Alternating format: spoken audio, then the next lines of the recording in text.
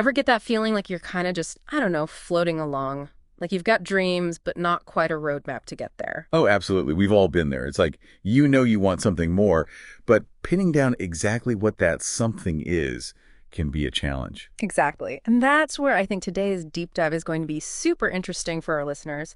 We're talking about vision boards. Vision boards, yeah, they've become crazy popular. They really have. People swear by them for achieving goals, for unlocking hidden desires, even. But is there any real substance to them, or are they just like a trendy self-help gimmick? Right. Like just slapping a bunch of pretty pictures on a board isn't magically going to make things happen, right? Exactly. So let's break this down. What do you say we dive into the nitty-gritty of vision boards, figure out if they're the real deal, how they actually work, and how our listeners can even make one that really clicks for them? Sounds like a plan. Let's do it. Awesome. So first things first, why are people so obsessed with these things anyway? What makes vision boards so appealing? Well, I think a lot of it comes down to the power of visualization. Athletes use it all the time, to mentally rehearse their moves. Oh, yeah, for sure. Like picturing that perfect shot or that flawless routine. Exactly. And it's not just athletes. Business leaders use visualization to map out strategies, musicians to perfect their performance. It's all about creating a mental picture of what you want. So you're saying there's something to this whole seeing is believing idea. There's definitely something to it. It's like planting a seed in your mind.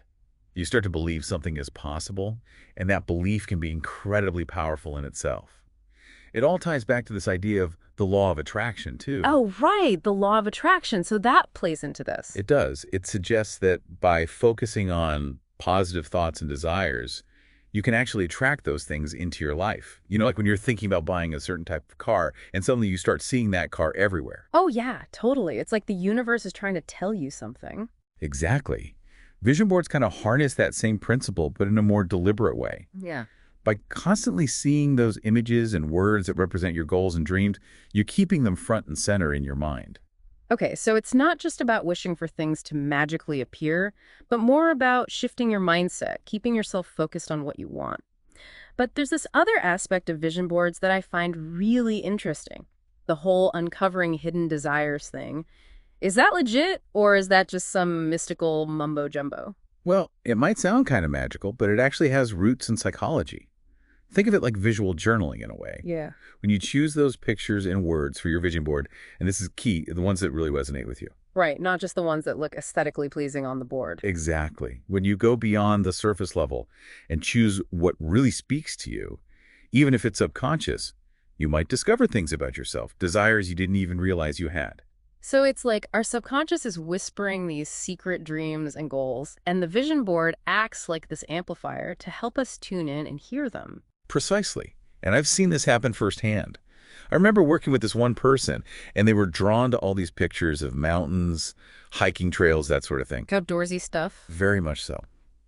Turns out, deep down, they'd always harbored this desire for adventure travel, but had never really admitted it to themselves, not even consciously. Wow. So they create this vision board, and boom, it's like a light bulb moment. It can be like that, yeah.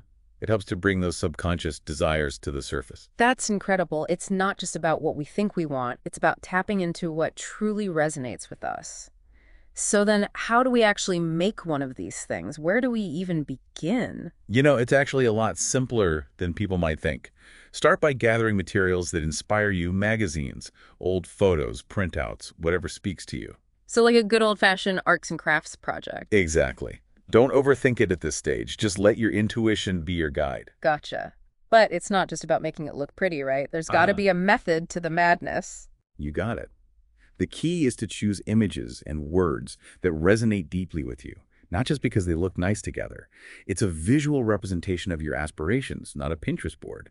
Think about the emotions you want to feel, the experiences you want to have, and find images and words that evoke those feelings. Okay, that makes sense. And here's what I love about vision boards. They're not set in stone. Life is constantly changing, and so are we. So if our dreams and goals evolve, we can just adjust our boards accordingly, right? Absolutely. In fact, I encourage people to think of their vision board as an evolving project. Yeah. As you achieve certain goals, take those images down, celebrate those victories, Yeah. and then add new images and words that reflect your new aspirations. It's like a dynamic snapshot of your dreams, always changing and growing with you.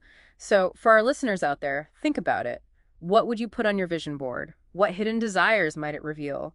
What images and words truly speak to your soul? Creating one could be a really fascinating journey of self discovery.